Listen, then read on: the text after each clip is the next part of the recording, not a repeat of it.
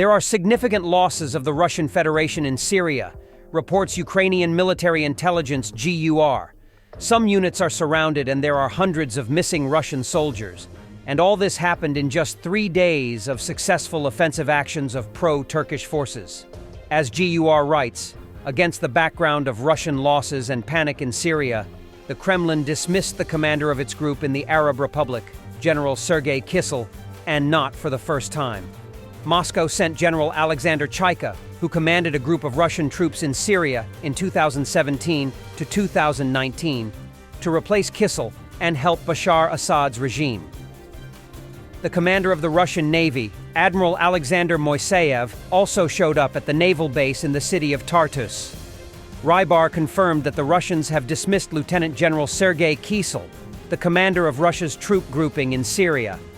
Earlier, former Eastern Military District Commander Colonel General Alexander Chaiko, implicated in the mass killings in Bucha, was sent to assist him. In effect, this acknowledges a significant blow to Russia's global interests, to which it is unable to respond for well-known reasons, highlighting its weak negotiating position. Reports suggest that the commander of the troop grouping, Kissel, has been dismissed. This dismissal likely won't change anything at the moment. What needs to change is the overall approach. For a long time, the Syrian sandbox has been a place to rehabilitate the reputations of failed generals who proved incompetent in the Special Military Operations Zone. Debriefings are already underway. Blame is being assigned.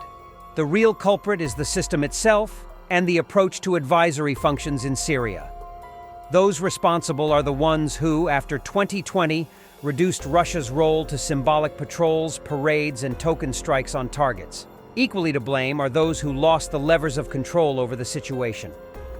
According to Syria TV, Iran will send Afghan Shia militias, Liwa Fatemiyun Brigade, led by Revolutionary Guards advisors, to fight in Syria alongside the SAA in an attempt to retake Aleppo and its countryside. Meanwhile, Syrian militants have taken over Bashar al-Assad's residence in Aleppo. Pro-government Syrian media claim that Assad remains in the country. And Russian propagandists are desperate. Hama was taken. There is no documentary evidence. It seems that Syria is finished. Everything just collapsed like a house of cards. Although it is unclear how the militants will be able to take such territories, in theory, they should stop somewhere. They physically cannot take it. There are not enough of them. Let's see. But it looks like a huge geopolitical catastrophe. Assad in Moscow with his family. A deal? I'm shocked, to be honest. Kuwairis is occupied without a single shot. The Russian contingent has evacuated. The next Khmeimim? I won't be surprised by anything anymore. Reporter Kotz on how Syria has done nothing to enhance its investment appeal to Russia, essentially a form of self-criticism. Russia, in turn, has little to offer the rest of the world beyond oil. It's especially striking that, in this context, an affiliated propagandist of the self-proclaimed superpower presents as a positive achievement the fact that they are pressuring the front line after 3 years of war in some Kurakov and Velika Novosilka on the Donetsk front. As for the Tajik military blogger who won everyone over with his new sincerity with elements of PR, I'm sorry, but over the 10 years of war, so many new names have emerged in frontline journalism, especially in Donbass, that it's a sin to envy Barmali's propaganda. I met hundreds of volunteers who went to fight after reading young and not-so-young reporters, watching their, albeit not always professional, but sincere stories from the front line, and being filled with their emotions and experiences. A Tajik military blogger is not something unique that we don't have, because we only have talking heads against the backdrop of a masked network. Our information field is much more multifaceted. We don't live in a digital gulag. In general, the Russian president spoke exhaustively about today back in 2015. From now on, we are not going to be more Syrian than the Syrians themselves. Meanwhile, in Tbilisi, the Russian puppet regime called Georgian Dream is going to learn a lesson. Russians' forces in Syria are crumbling, and in Kursk, their special forces are eating grass by the roots. Massive protests continue in Georgia against the suspension of EU integration and election fraud. Thousands of protesters are gathering outside the parliament building in Tbilisi, as well as in Batumi, Kutaisi, Gori, and other cities across the country. The Georgian protests against the pro-Russian government are driven by an unwavering demand for democracy and European integration. Protesters have vowed to continue their demonstrations until they achieve true freedom and break away from any authoritarian influence.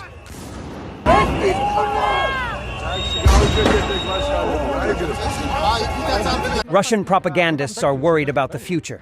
This isn't a typical mood for them. Сейчас идет активное, естественно, военные действия. Ну не до 20 января, я только об этом. Хорошо, если до 20 января Курская область не будет освобождена, это будет очень оригинальный переговорный процесс. Я напоминаю, что в рамках переговорного трека, то есть как бы в свое время... Вообще будет. Потому что взяли.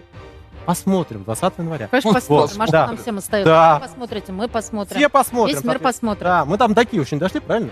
До Вот, Киева еще не дошли. Да. А чего ерничать-то Нет, всякий раз? потому что, еще раз, я Мы напоминаю... же всегда рассуждаем, кто хочет дойти до Киева, берет оружие и идет. Абсолютно. Да. А кто не идет, тот не имеет права критиковать. Или тот, кто говорит о том, что, соответственно, 4 субъекта является как бы основной задачей, которая стоит, соответственно, в данном переговорном треке, как бы, соответственно, его тоже надо послушать, я так думаю, судя по всему. Вот, поэтому... Кого его? Это в Конституции написано. The Azov Brigade has received Croatian RAK-Say-12 rocket launchers, which it uses near New York, Ukraine. The National Guard Brigade reported that they are using the system in the Toretsk sector. The Croatian lightweight rocket launcher has already proven to be a serious weapon for fighting off waves of enemy attacks and supporting friendly infantry. To transport the RAK, it is enough to have a pickup truck. Its small size provides good camouflage. The crew receives the coordinates, works for a few minutes, and the position disappears again, with 128mm shells flying at the enemy. However, the range of operation, up to 8 kilometers, forces the crew to constantly watch out for possible dangers. Such a target is a priority for all enemy weapons, from FPV drones to gliding bombs. In the Toretsk sector, these systems are being used near the village of New York in the Donetsk region. The Croatian RAK-12 MRL was developed in the early 1990s and is a significantly lightened version of the Yugoslav M63 Plamen MRL. Madlard's updated RAKSA-12 rocket system is designed to fire over large areas at ranges of between 800 and 8,500 meters. It is used to engage enemy manpower and equipment in open terrain or shelters.